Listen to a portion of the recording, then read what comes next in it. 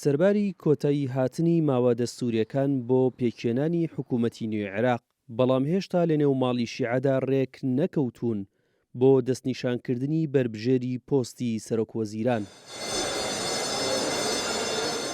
شیعەکان نایەنەوێت لەم دۆخەدا کە ئاگری جەنگ ناوچەکەی گرتووەتەوە هەویرەکەیان بەبێ دەست و پەنجەی ئێران ئامادە بکرێت.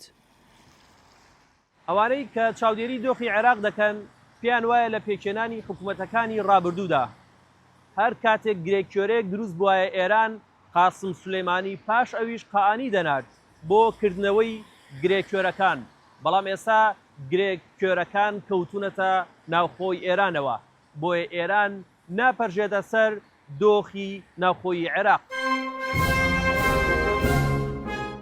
لە دۆخێکدا کە حکوومەت کاربەڕێکەرە و توانای بڕیاردانی نییە، سوننەکان پێکهێنانی حکوومەتێکی نوێ بە گرنگ دەزانن و پێیان وایە نابێ بەرژەوەندی عێراق پێش بەرژەوەندی ئایدۆلۆژی و مەزهەبی بخرێت، ناشی شارنەوە کە جەنگی ئێران کاریگەری ڕاستەوخۆی هەبووە.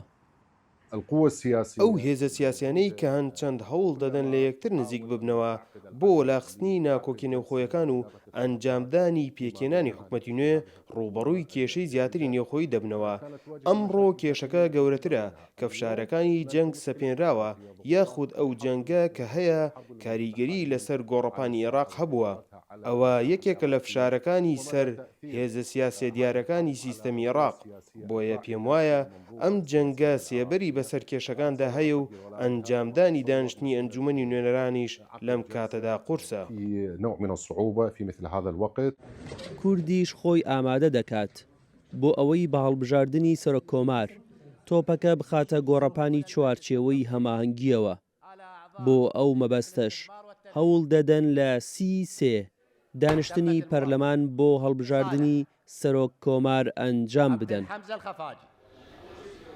ئێمە خۆمان وەکو ئەو ئەندامانی ئەنجومەنی نوێنەران وا بڕامەندەوە لە هەفتەی داهێندا ئینشاءڵڵا کۆبنەوەی بکەین بۆی بتوانین وادەیەک دەستنیشان بکەین بۆ هەڵبژاردننی سەرۆک کۆمار، چونکە لە ڕابردووی ئەم ماوەیەکەوە سەقفە زەمینەکەی بەسەرچوو هەڵبژاردننی سەرۆک کۆمار هەموو کات لە ڕێی ڕاگەیاندنەکانەوە کوردیان تۆمەتبارە کرد بۆیکەوە کورد ڕێک ناکەوێ و ناتوانێکانی یەک دەستنیشان بکە. بەڵام ئێستا لە ئێستاە سوپاس بۆخوا پێم وایە شتێک هەیە لە ئارا کەوتنەکەی و ڕێککەوتنێکی لە ئارادایە. ئەمریکا داوای لەلایەنە براوەکانی هەڵبژاردن کردووە ڕێگە نەدەن گروپە میلیشیاکان بەشداری پرۆسەی سیاسی بکەن، بەڵام گروپە هاوپەیمانەکانی ئێران کە لەژێر ناو و ناونیشانی جیاواز بەشداری هەڵبژاردنیان کرد نایەنەوێت بچنە ژێرباری ئەو داواکاریەوە. ئەمەش یەکێکی دیکەیە لە گرێککۆرەکانی پێکنەهێنانی حکوومەت لە عێراق. هونەر ئەحمەد، دەنگی ئەمریکا، کەرکووک.